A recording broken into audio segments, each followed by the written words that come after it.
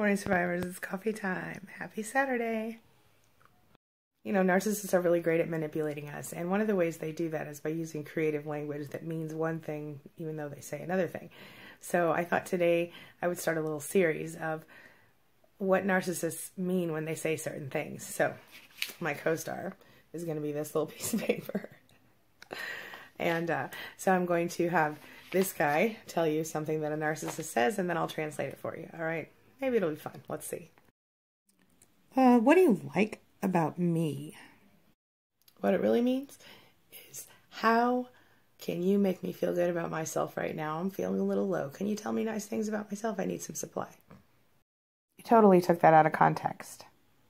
What that really means, I don't want to admit that what I just said means what it really means and what I very clearly and obviously meant. And I'd like you to not trust your judgment and think you're crazy, because that'll help me out later. Guy, I totally feel like I'm walking on eggshells around you all the time. What that really means, I'm projecting myself onto you because I'm the one who makes you walk onto eggshells, and I like it. I feel like if you really loved me, you'd totally understand me. It really means, if you really loved me, you'd anticipate all of my needs and take care of me like a good mom and or dad, and you would make sure that everything is perfect and that I can do whatever I want without any consequences, and you would never ask me any questions unless I wanted you to. In fact, you would just stay in a closet in a box until I'm ready to play with you again. You're a terrible parent.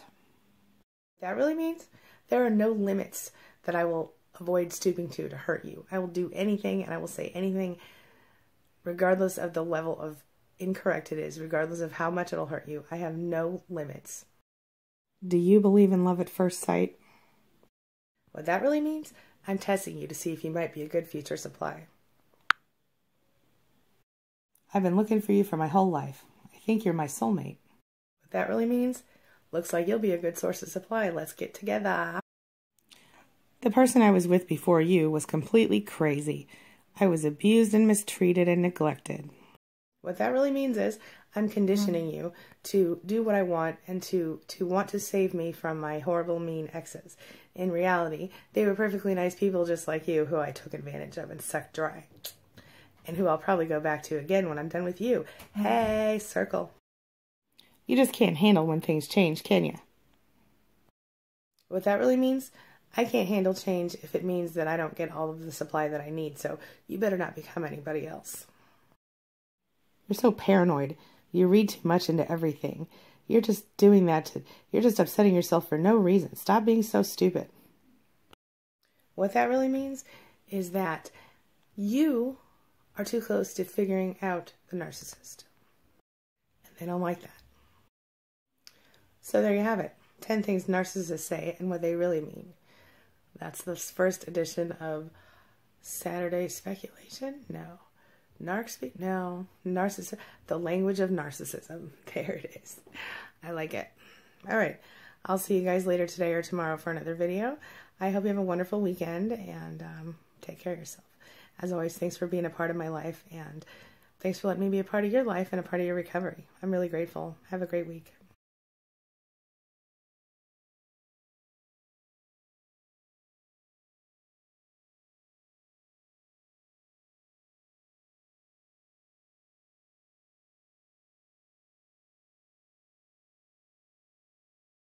Morning survivors, how you doing? So today I thought I'd talk about, oh, by the way, hi, it's Angie. So today we're having coffee from McDonald's because, you know, we are. McDonald's has surprisingly good coffee nowadays. Anyway, I have a little allergy issue all of a sudden. I started sneezing and I can't stop, so please don't judge me. Anyway,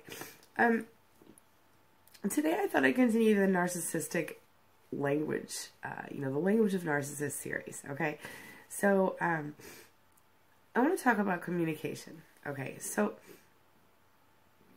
basically communication, like as a human, is all about learning to speak the language, right? Like when you're a little kid, you go through this process of learning English or whatever language you speak, right? And it feels frustrating to you until you learn. A little child will feel frustrated until he or she learns, until he or she learns how to communicate properly, because often our brains catch up before our mouths, so to speak, when we're children, right? Especially some kids. So, you know, learning to speak the language of your audience is really what it is that communication is about. When I say audience, I mean anybody you're talking to, right? So like, y'all, I sometimes speak your language, right? And sometimes maybe your audience is like your math teacher or like your kids or whatever. The point is, we have the whole narcissist issue to talk about, of course. So what is the language of the narcissist? What do you think? Well,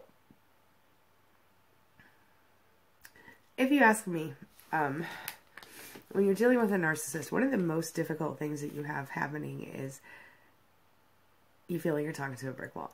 I've often compared trying to communicate with a narcissist to actually being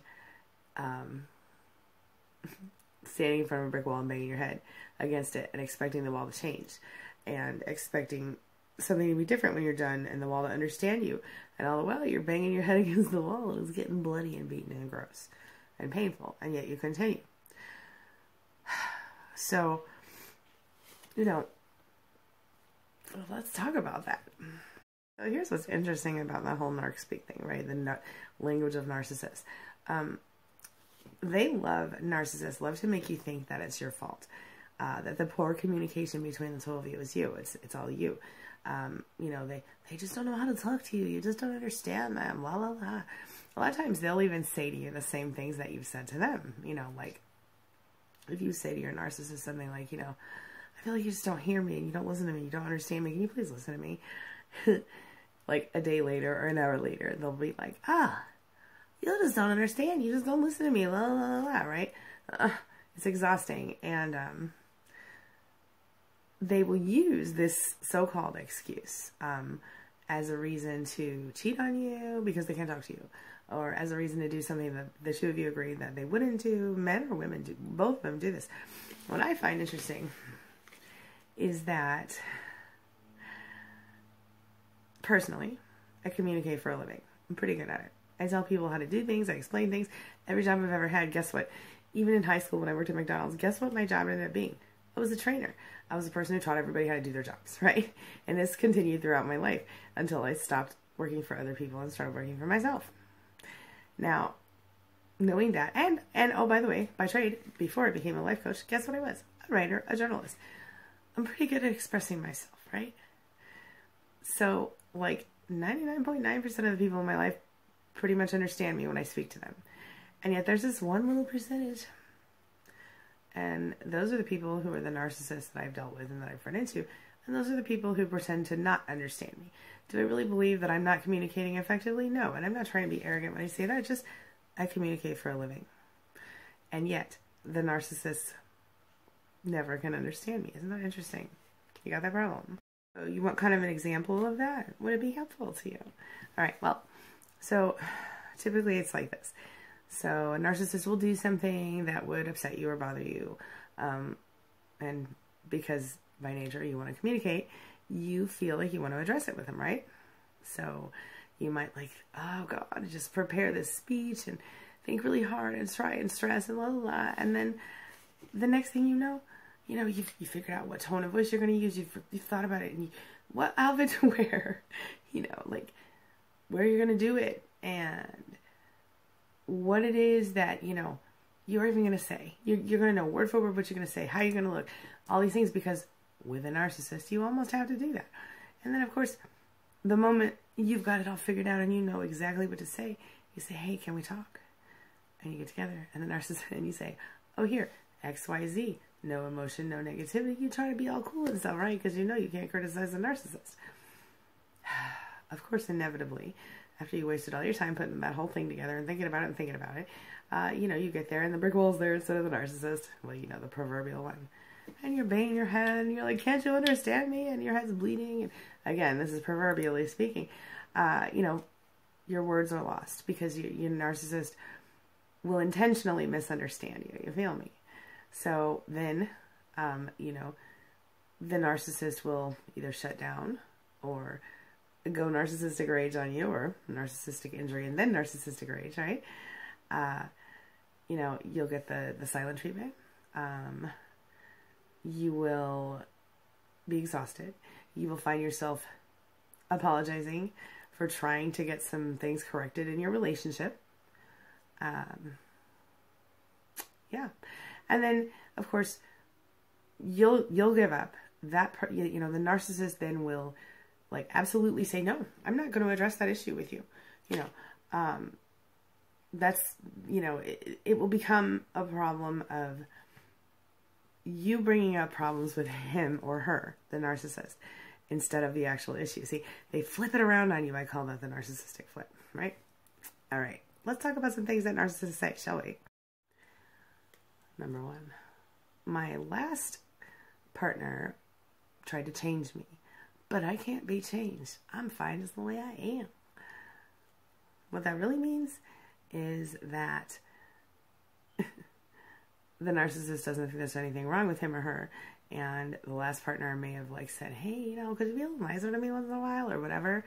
And so, of course, what they're doing when they tell you, I changed for that person and it wasn't worth it, or you know, that person tried to change me, I just want to be myself, blah, blah, blah. At the beginning of a relationship, when they tell you these things, it's just like when they tell you that, you know, their ex-narcissist beat them or had an affair on them or did anything else.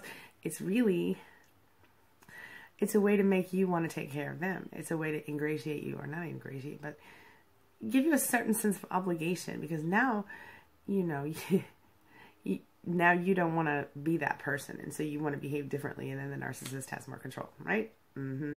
Next up, women or men are a dime a dozen. What does that mean? Well, it means I disrespect the opposite sex, or the same sex, whatever your deal is. You know, they're all just, you know, like holes or sticks or whatever gross thing you want to say about people, right? You know, they were put on this earth to service me, blah, blah, blah. Narcissistic women will say things like, you know, oh, I can use a man for sex, blah, blah, blah. Or I can use a man, I can give a man sex and get, they don't say that out loud, of course, but, you know, the women especially, they'll use sex as a manipulation tactic. Men will sometimes, but women are more likely to do that. But men do sometimes too, especially if they're, like, you know, especially gifted in certain areas, right? They use everything they have to their advantage. You know, here's another one. So when a narcissist says, you know, I love you, but I'm not in love with you yet, but I might love you in the future. You never know. Everything's going okay. Okay, what that really means is that, you know, I want to keep you around for now. I'm not really that interested in you. I'm always keeping my eye out for something better, but hey, if we get stuck together long enough that I can't find anybody else, well, maybe I'll stick with you. I don't know. Here's another thing they say. We can never be together. We can never, ever. You know what I'm talking about? So, what that really means is, now that you're totally brainwashed and you're, like, totally in love with me, I'm going to go ahead and grind you down into a pulp, and I'm going to hurt you so bad that you're never going to get up again. I feel like you criticize me when you come to me with problems that you have with me. What that really means is, you know, I don't like when people tell me I'm doing stuff that's wrong.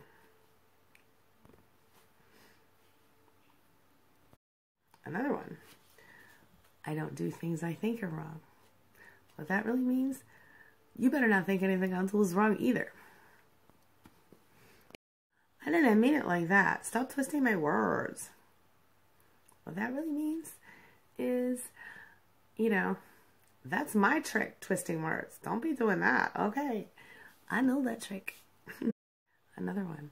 What we have is too special. You have to forgive me. We have to start again. What that really means, hey, can you forgive me so I can keep hurting you over and over again? That's how I really like to live. Oh my God, I totally met my match. It's so crazy. What that really means is, hey, I like you right now for this moment, but, like, in a minute, I'm probably going to see somebody I like better, so you better enjoy it while you can. And by the way, this line works almost always on everybody. Another one. Oh my God, I see something totally amazing in you. What that really means is, I see something in you that I can exploit or destroy or ruin.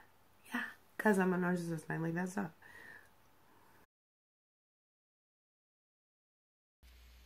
Hey, it's Angie Atkinson, and today at queenbeing.com, I'm going to share with you what people love about SPAN, which is my group for narcissistic abuse survivors that is free and confidential to anyone who wants to join on Facebook. All right, let's get started.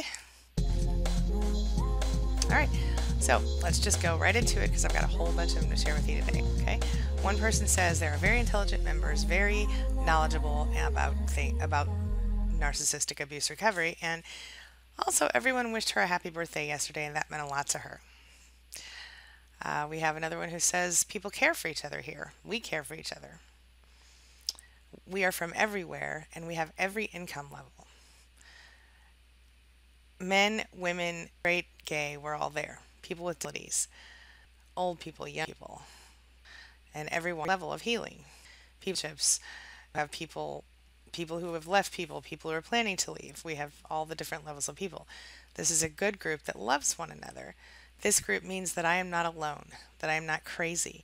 This group understands me and what I have gone through. No explanations needed. Always someone here with support and love. And this one comes from Linda Welch, who gave me permission to use her name. Another one says, this group has helped me to understand how narcissistic abuse entered into my life. Until I came to this group, I never realized that my mother was actually a covert narcissist. I now understand why my self-esteem was so low, and I ended up in the marriage with my ex-narcissist to begin with. This is something I can change. Thanks to the group and some work on my part, I'm growing by leaps and bounds. And she says, thank you for giving us an open, non-judgmental forum where we can heal and form healthy bonds. And that was from Amy Sprigg, who gave me permission to use her name. I am so glad I found this group. It's here no matter what part of the horror story you're living through. You are trying to see if maybe someone's a narcissist, or you're married or living with them. You're trying to leave them, or after the narcissistic relationship is over. This group has everything you need. Such great support, and you meet people going through the same things. It means so much to know that you're not alone and others know how real this is and that you're not crazy. It's a safe place where I have found love and I feel so understood. Thank you, Angie, and everyone else here. You are all special to me, and we're all survivors. It's a really good one. And this one was from Mary Sheehan, who gave me permission to use her name. It's a great place to get support and education. This group has helped me heal. I don't have anybody to share my situation with, or I didn't before. When I tried to explain to people what he was doing and saying to me, it sounded insane, and I could see in people's eyes the question of why I had not left the relationship. Words were never enough to explain how I felt.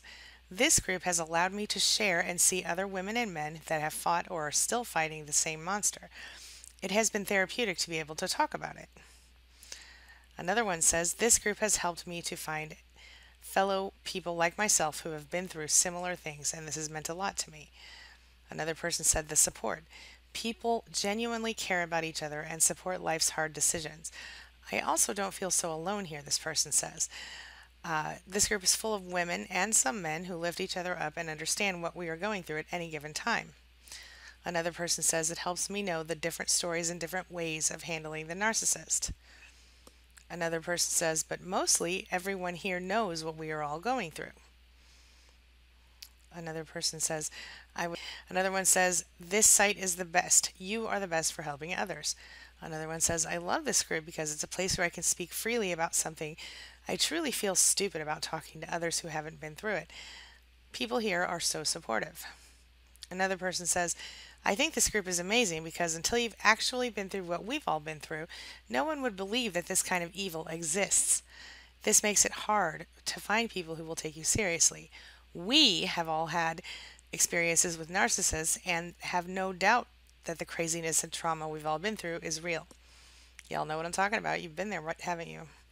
Another one says, I love the no judgment that I feel. We are family here, it feels like. Sisters and brothers in arms. Another one says they don't want to be named, but they've been there 2 days and the support has been unreal. She doesn't feel so crazy and feels as everyone has been so kind. Another person says, just love that we can share here. Friends and family don't quite understand. You try to explain, but they never get it. Another person says, the sense of no matter how crazy something you've got through sounds, there are lots who have been there and get it inside of the group. Another one says, yes, you are not alone. Another person says, one of the things that narcissists say all the time is that I am special, only me, no one is like me. But this group proves otherwise. They are so common. Another person says, this group is helping me to understand that there are others who are or have gone through what they are going through and or what she is going through. And it's good to hear how many people have resolved these problems. With so many opinions and experiences shared, it helps me to be strong in my opinions of what is acceptable in life and what is not. It's comforting to know that my morals and beliefs are good and correct. Because, the narcissist is so good at taking away from that and proving that your morals and beliefs, or trying to prove to you that your morals and beliefs are not correct. You feel me? Another person says, the camaraderie, the feeling of not being so alone. My faith in humanity is restored. A place I can let my heart love the way it was built to. I feel okay with being myself here. I feel worthy here. Thank you, everyone. Another person says, even though we do eventually realize what a narcissist is, a common story of hearing common stories of other narcissists behaving that way is very validating. To explain it to others who have not experienced it day in and day out is very frustrating, on top of all of the narcissist tactics, especially a covert narcissist, because, quote unquote, they're so nice. Sometimes it's hard to not doubt yourself even after all we learn and know. So the support is everything. Any time of day, just get on this site and read. Learn some more, or talk to each other to bring yourself back from the crazies they told us or had us feeling like we were. The validation never ends for her because with a covert narcissist, it's so subtle, and she always felt like she was the one who was overreacting, she says. Serious, right? I think so. Anyway, so as you can see, and those are just the first few. I haven't even copied the rest of them. I actually put up a little video in the group the other day asking members, to tell me what they felt like the group was doing for them, if anything, and if it was something that would be useful. And all of these quotes are being used with permission, and those who agreed to share their names have had their names shared here. So anyway, if you're interested in joining an amazing supportive group of people like that, guess what? Like I said, it's free. It's confidential. You don't have to do anything except for join. Okay? Go to queenbeing.com/span, SPAN,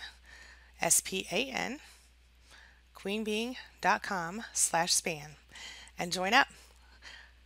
Would love to have you. See you there. Thanks for letting me be a part of your day today and a part of your recovery. Have a great day.